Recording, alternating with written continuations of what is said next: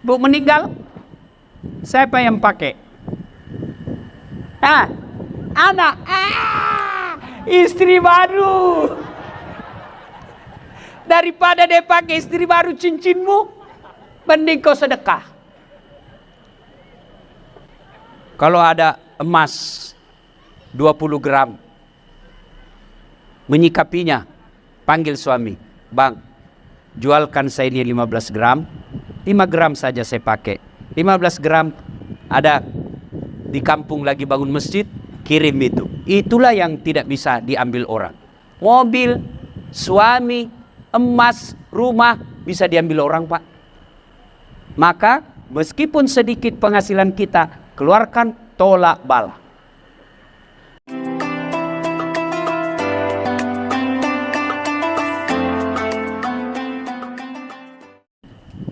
Woi, mana tahan kita laki-laki di rumah kalau ibu suka ngomel.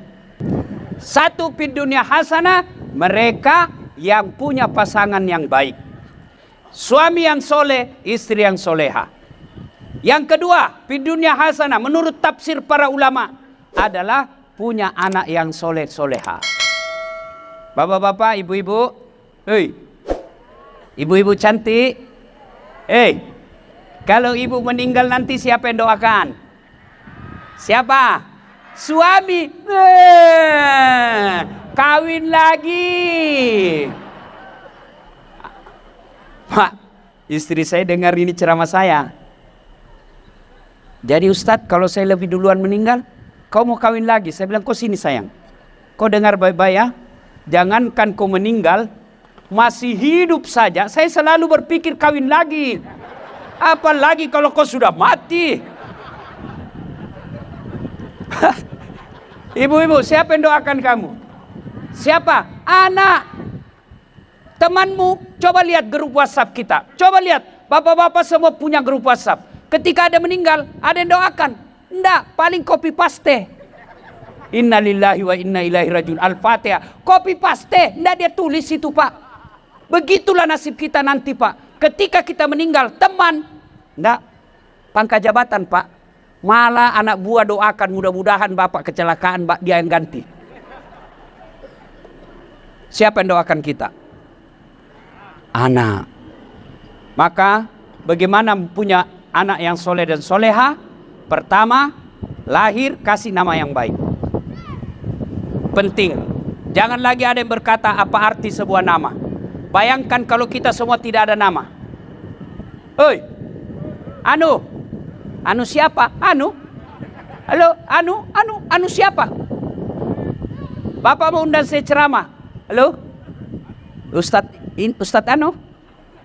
Siapa? Yang pendek, yang dari Makassar. Ustadz Anu. Siapa? Ini namanya penting, Pak. Nama itu penting. Dari nama saya bisa tahu dua hal. Sebut namanya Bapak, minimal saya tahu agama dan sukunya. Siapa namamu? Abdurrahman, pasti Muslim. Siapa namamu? Aisyah, pasti Muslim. Siapa namamu? Yang kedua suku. Siapa namamu? Margono, Jawa. Siapa namamu? Ambodalle, Bugis. Dari nama kita bisa tahu agama dan suku. Maka lahir anak, kalau bapak mau punya anak yang baik, satu, kasih nama yang baik. Nama yang baik bukan nama selebriti. Nama yang baik, nama yang ada doa di dalamnya. Nah, saya kasih kau nama Mutmainnah. Apa itu Mutmainnah? Jiwa yang tenang. Nah, saya kasih kau Humairah. Apa itu Humairah? Namanya istri Rasul Aisyah, dikasih gelar oleh Rasulullah. Humairah, saya mau kau seperti Aisyah. Nah, saya kasih kau nama Khalid. Apa itu Khalid, Pak? Salah satu sahabat Nabi yang berperang menyebarkan agama Islam, menaklukkan Persia dan Romawi pada saat itu. Saya mau kau seperti Khalid membela agama Allah. Ya, kasih nama yang baik. Yang kedua, jangan kasih makan uang haram. Maka istri yang baik, kalau datang suamimu bawa duit, yang pertama kau ucapkan hamdalah, alhamdulillahirabbil alamin. Yang kedua tanya, Pak, biasanya gajimu cuma 7 juta. Ini kok 8 juta. Dari mana ini 1 juta? Halal tidak? Kalau halal bawa. Kalau haram, kalau kamu makan saja. Saya tidak mau anakku makan barang haram. Tuh istri yang baik. Bisa Ibu?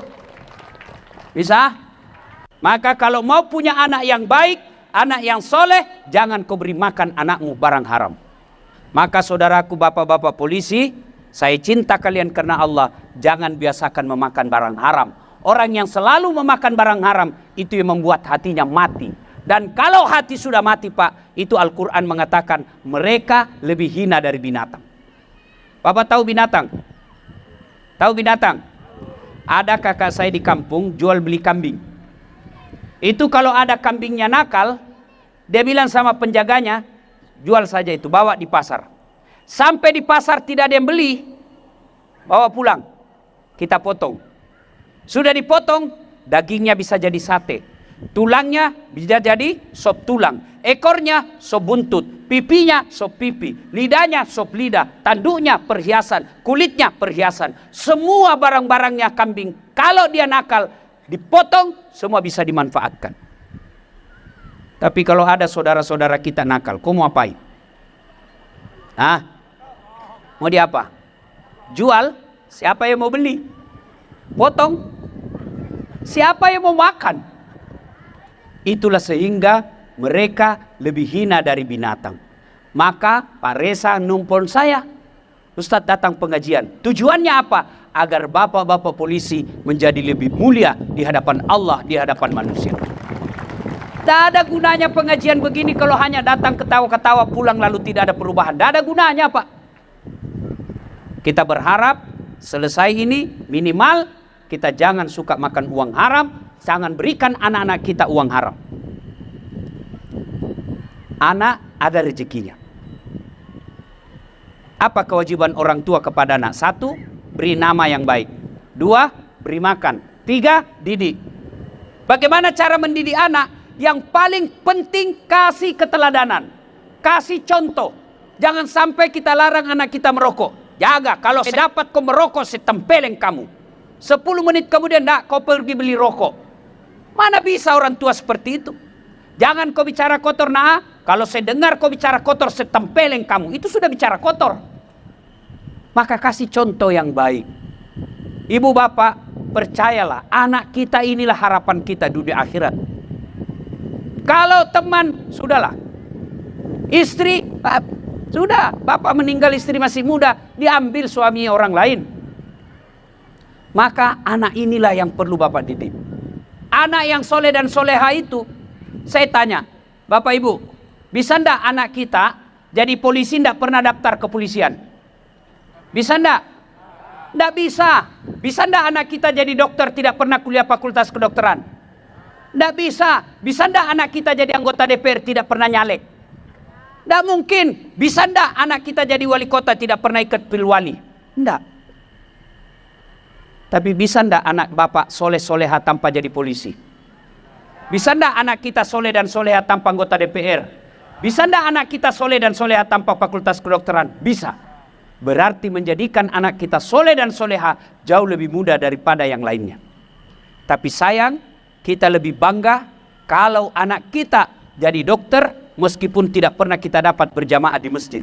Kita lebih bangga anak kita jadi polisi, lulus akwal meskipun kita tidak pernah melihatnya dia sholat jamaah. Alangkah bahagianya bapak seorang polisi. Jam 4:30 bunyi pagar. Siapa yang buka pagar? Tengok, si bungsu buru-buru ke masjid. Dekat maghrib dia pergi futsal pukul 4 sore. Begitu 5:30 buru-buru dia pulang ke rumahnya. Mandi cepat untuk apa? Dia bisa dapat sholat berjamaah maghrib di masjid. Itu bapak sudah kaya Pak. Meskipun pangkat bapak terendah di kantor ini. Percayalah. Anak itu yang soleh dan soleha itulah yang membahagiakan kita. Kita kadang-kala bangga kalau anak kita bahasa Inggris hebat. Hebatnya itu Ustaz. Kenapa hebat? Masih SD kelas 1 pintar bahasa Inggris. Apa hebatnya? Banyak yang begitu Bu. Masa iya Ustaz? Iya banyak. Tidak percaya kok ke Inggris. Di Inggris Bu, anak-anak semua bahasa Inggris. Dia pintar bahasa Korea. Banyak yang pintar. Tidak percaya kok ke Korea. Yang hebat, begitu bapaknya pergi kerja, anaknya yang SMP telepon, Pak, bapak lagi tugas di mana? Saya di jalan nak, lagi ngatur jalan. Jangan lupa Pak ya, sudah dekat asar. Jangan lupa sholat duhur.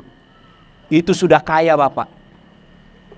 Bapak masuk di kubur, tidak bisa lagi sholat, tidak bisa lagi puasa, tidak bisa lagi haji, tidak bisa lagi tahajud. Yang bisa menolong Bapak ketika dikubur, kata Nabi, anak yang soleh dan soleha. Dan pasti kita masuk kubur. Nih, dekat-dekat pensiun, sudah muka-muka sakaratil maut sudah ini. Ketika Bapak masuk kubur, siapa yang doakan kita? Anak. Tapi kalau anakmu tidak tahu ibadah, tidak tahu ngaji, tidak tahu doa, dia datang ziarah kubur hanya update status. Hai guys, OTW ziarah kubur guys. Nah, sampai di kubur dia foto. Goodbye daddy. Begitulah nasib kita ketika anak kita tidak baik agamanya. Maka Bapak cari nafkah, tidak usah cemas soal isi perutnya anakmu. Allah punya kuasa. Ibrahim alaihissalam suruh dakwah. Kata Ibrahim, siapa yang beri makan anak saya? Kata Allah, kau pecahkan itu batu di depanmu. Ibrahim ambil kampak, pak, pecahkan lagi, tak, pecahkan lagi, tak. Dia dapati ulat dalam batu. Bapak tahu ulat kan? Kata Allah, kau lihat itu Ibrahim, ulat, tidak ada tangannya, tidak ada kakinya, tidak sarjana. Dia bisa hidup dalam batu yang sangat keras, padahal kulitnya sangat halus. Siapa yang jamin makannya ini ulat dalam batu? Saya Tuhanmu yang maha kaya. Bapak tidak usah cemas, apalagi sampai ngamakan uang sogok untuk anakmu, jangan cemas. Anak punya rezeki masing-masing Pak, tidak usah cemaskan. Maka yang paling penting, ajarkan agama kepada anak. Percaya Bapak pasti pensiun, percaya Bapak pasti menemui ajal. Pada saat itu kekayaan kita hanya anak yang soleh dan soleha. Yang ketiga, satu tadi, fid dunya hasanah, punya pasangan yang baik. Dua, anak yang soleh dan soleha. Yang ketiga, punya harta yang bermanfaat, bukan yang banyak. Harta yang manfaat itu artinya apa? Ada pembangunan masjid, alhamdulillah dia bilang apa? Saya semen 10 sak. Itulah harta yang bermanfaat. Ada lagi pembangunan, saya tegelnya ya 4 meter persegi. Itu hartanya. Itulah harta yang bermanfaat. Harta yang bermanfaat fisabilillah, yang kita telah jalan agama Allah. Jangan terlalu pelit Pak. Kenapa hidup saya susah? Karena Bapak pelit. Kenapa rumah tangga saya selalu bertengkar? Karena tidak ada tolak bala. Ketahuilah, sedekah adalah tolak bala. Ibu-ibu, hei, kau mau jaga suamimu? Sedekah. Jangan kau periksa HP-nya. HP-nya yang dia simpan di meja ada HP cadangan di bawah sadel mobil. Kenapa kau tahu Ustadz? Karena saya juga begitu. Sudahlah. Kamu pandai jaga suamimu handphonenya, dia lebih pandai lagi mensiasatinya. Lalu bagaimana caranya? Sholat hajat namanya Bu. Selesai sholat hajat berdoa kepada Allah. Ya Allah, Engkau maha melindungi. Lindungilah istri suami saya. Jagalah suami saya. Engkau maha menjaga. Ya Allah, hindarkan suami saya dari perempuan-perempuan jahat. Ya Allah, tolak bala. Saya ada duit 1 juta. Besok saya bawa ke panti asuhan. Tolak bala supaya suami saya terhindar dari wanita jahat. Amin. Tuh. Dan berdoa tidak harus bahasa Arab. Tidak ada kewajiban berdoa sesuai Quran. Tidak. Berdoa kata Nabi, silahkan pakai bahasa ibu. Bu, mau punya suami yang baik, setia hingga akhir. Ini doanya, saya ajarkan Bu. Ayo ikut-ikut Bu. Bismillahirrahmanirrahim. Allahumma barik lana bima rasaktana. Beleng-beleng. Itu doa makan. Itu karena kita berdoa tidak tahu artinya. Maka berdoa boleh pakai bahasa Sunda, boleh bahasa Jawa, boleh bahasa Bugis, bahasa apa saja, bahkan boleh bahasa dalam hati. Oh, malaikat katakan, oh ini dihianati sama suaminya ini. Boleh Bu, daripada ibu bahasa Arab lain tidak ngerti artinya. Malaikat bingung, apa maksudnya ini Bu? Lain di bibir, lain di hati. Dia mau doa suaminya setia, ternyata baca doa minta hujan. Tidak mesti, silakan. Bahkan boleh pakai bahasa dalam hati. Doa, Ya Allah, mudah-mudahan suamiku terhindar dari wanita jahat. Ini ada sedekahku ya Allah. Tolak balas 1 juta. Mudah-mudahan 1 juta itu menghindarkan suamiku dari perempuan jahat. Jadi masalah kalau suaminya juga sedekah. Capek sudah saya lihat istri saya ya Allah. Marah-marah aja kerjanya ya Allah. Ya Allah, ini ada duitku 1 juta. Tolak bala ya Allah. Mudah-mudahan istriku ikhlas saya kawin lagi. Bingung malaikat. Yang mana ini dikabulkan doanya? Pak, gaji sedikit. Tapi kalau mau manfaat, sedekah. Sedekah. Selesai gajian, keluarkan 500.000. Cari anak yatim. Apalagi kalau bapak mampu, setiap malam Jumat di 1 kali sebulan, awal bulan atau akhir bulan, bapak panggil fakir miskin, anak yatim piatu, datang ke rumah, baca Yasin, dikasih makan. Itulah yang membuat bapak kaya dunia akhirat. Ibu-ibu, cincin, berlian, bu meninggal, siapa yang pakai? Anak, istri baru. Daripada dia pakai istri baru cincinmu, mending kau sedekah. Kalau ada emas 20 gram, menyikapinya, panggil suami, bang, jualkan saya ini 15 gram, 5 gram saja saya pakai. 15 gram ada di kampung lagi bangun masjid, kirim itu. Itulah yang tidak bisa diambil orang. Mobil, suami, emas, rumah bisa diambil orang, Pak. Maka meskipun sedikit penghasilan kita, keluarkan, tolak bala. Bapak mau naik pangkat, nggak usah cari muka Pak, capek. Siap komandan. Capek Pak. Begitu ganti komandan, cari muka lagi. Ganti lagi, cari muka lagi. Padahal Bapak sudah punya muka. Yang keempat, di dunia hasanah, punya teman yang bisa mengajak kepada keimanan.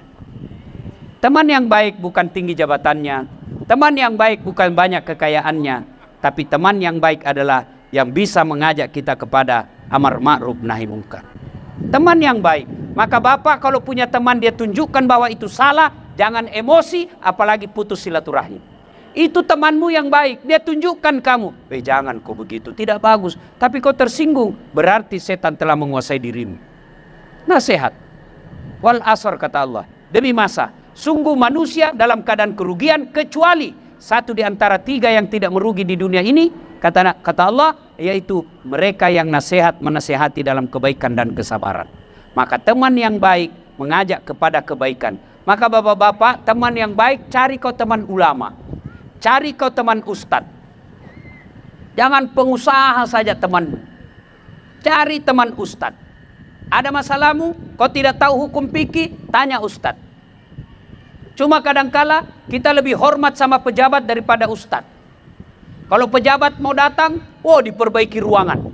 Kasih parfum, ganti horden. Cium tangannya, padahal baru tanda tangan korupsi. Dicium lagi tangannya. Begitu Bapak butuh ustadz, kau jemput, enggak, kirim Grab. Motor. Naik motorlah dia ke kantor. Stang kakinya 1 rusak. Terpaksa tergantung kakinya Pak Ustadz di belakang.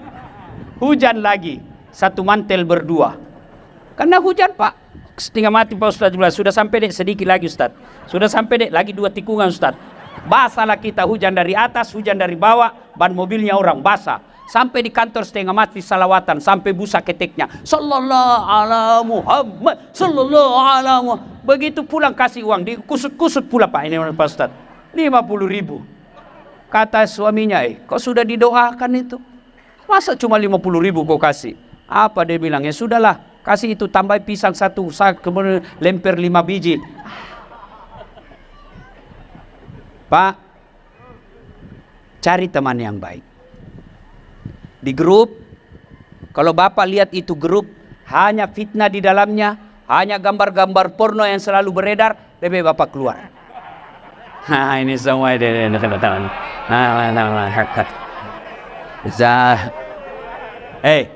Dengar ya yang suka edarkan gambar-gambar porno ya. Dengar ya. Kalau gambar masih bagus Pak. Kalau video, dengar Pak. Selama video itu beredar, selama itu Bapak punya dosa. Bapak meninggal, itu dosa masih ditanggung selama itu video beredar terus. Maka meskipun Bapak sudah pensiun, bahkan sudah di dalam kubur, masih beredar, Bapak tetap dapat hukuman. Kalau dapat, putus sampai di situ, jangan buka. Penasaran kita Ustaz.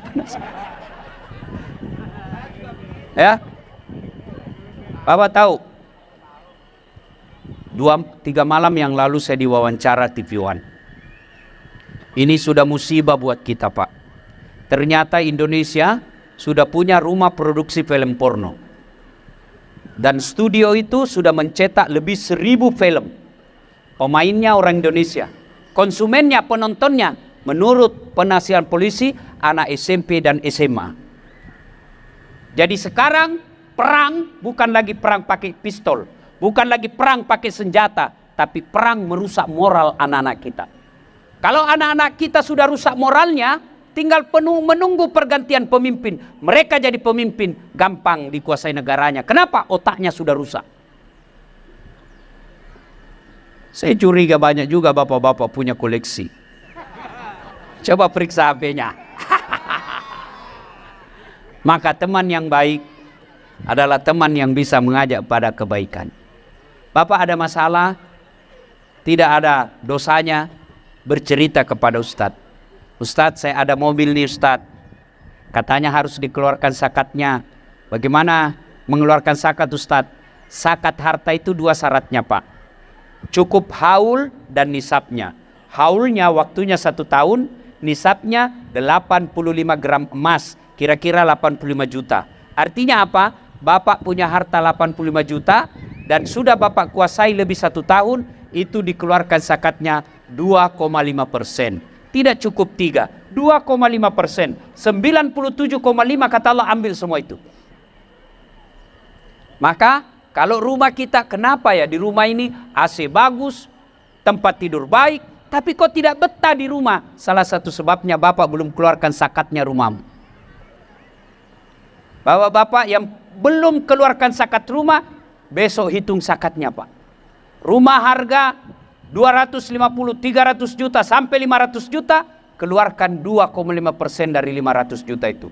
Masih cicilan Ustadz, nanti lunas. Tapi kalau Bapak mau lebih bagus, sebelum lunas sudah dikeluarkan. Mobil, kalau mobil itu pasti ada zakatnya karena tidak ada mobil di bawah harga 85 juta. Sekali dikeluarkan seumur mobil itu, kecuali mobil itu jadi rental. Mobil itu dipersewakan, setiap tahun dikeluarkan zakatnya. Bapak punya rumah kos-kosan, tiap tahun dikeluarkan. Kenapa? Karena itu harta berpenghasilan. Kalau gaji dikumpul 1 tahun, ternyata dikumpul di 1 tahun itu tidak cukup 85 juta, maka Bapak tidak wajib keluarkan zakat.